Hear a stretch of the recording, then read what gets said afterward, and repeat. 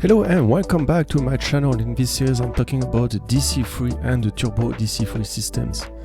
In this video I'm going to talk about the fuel system of the BT-67. But first, to help supporting my channel, please put a like on the video, and if you want to know more about the aircraft system, subscribe to it.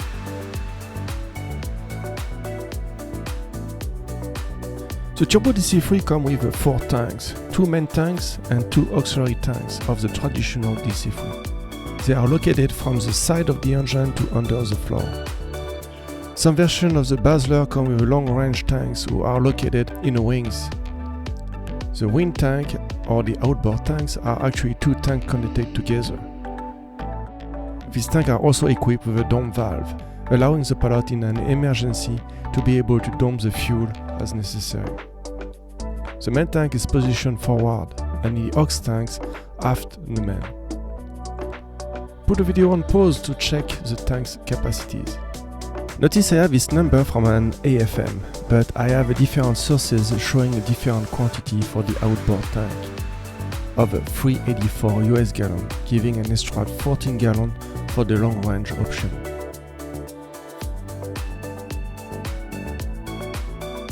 In the earlier version, the main and auxiliary tank were equipped with a single vent line, connecting both main and aux tank. In a later version, an extra vent line were added to the auxiliary tank. The vent line has 2 major components, the flame arrest and the fairing. The fairing for the main and auxiliary tank are located just after the flaps under the fuselage. You will have 1 fairing a side or 2 depending if the aircraft is equipped with a 2 vent line per side. For the outboard tank, a single line connects one tank to the other, and also has a flame arrest and fairing. If you want aviation related item, go to https://aerostian.myshopify.com. You will find t-shirt, hoodies, canvas, etc. The fuel dump system is only connected to the outboard tanks. This feature gives the pilot the opportunity to remove rapidly weight of the aircraft in the event of an emergency. The switches are located overhead of the captain, just under the test oral warning and annunciator light test. The electric switch operates a valve by the outboard tank located in the wings.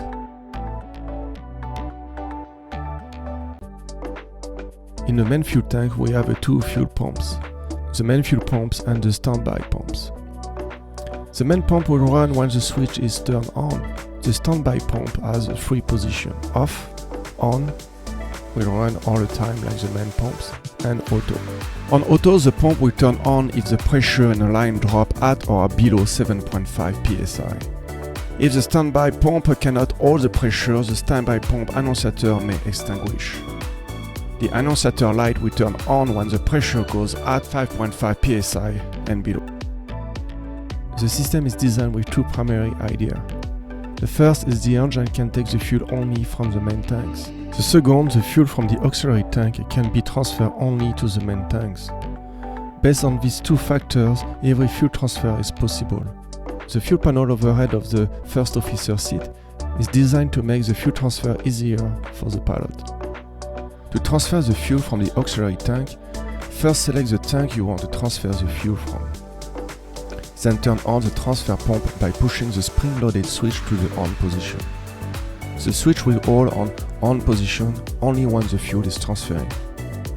You will know by the annunciator light turn on just above. Important to remember, to stop transferring, close the valve associated with the pump you want to turn off. When the pump realizes there is no more fuel to transfer, the pump will automatically shut off and reset the switch off by itself. The fuel transfer will automatically turn off in 3 cases. First, there is no more fuel in the aux or outboard tanks. The main tanks are full. The fuel quantity probe in the main tank will automatically shut off the transfer pump and reset the switch to off position. If the fuel quantity probe failed, a pressure switch is set at 1.5 psi and will shut off the transfer pump. If the overpressure switch has been activated, an annunciator light will go off. To be able to extinguish this annunciator light, you will have to resume the fuel transfer. Only then, if the pressure switch do not detect an overpressure, the annunciator light will extinguish. The last two systems are the fuel filter and the firewall shutter valve.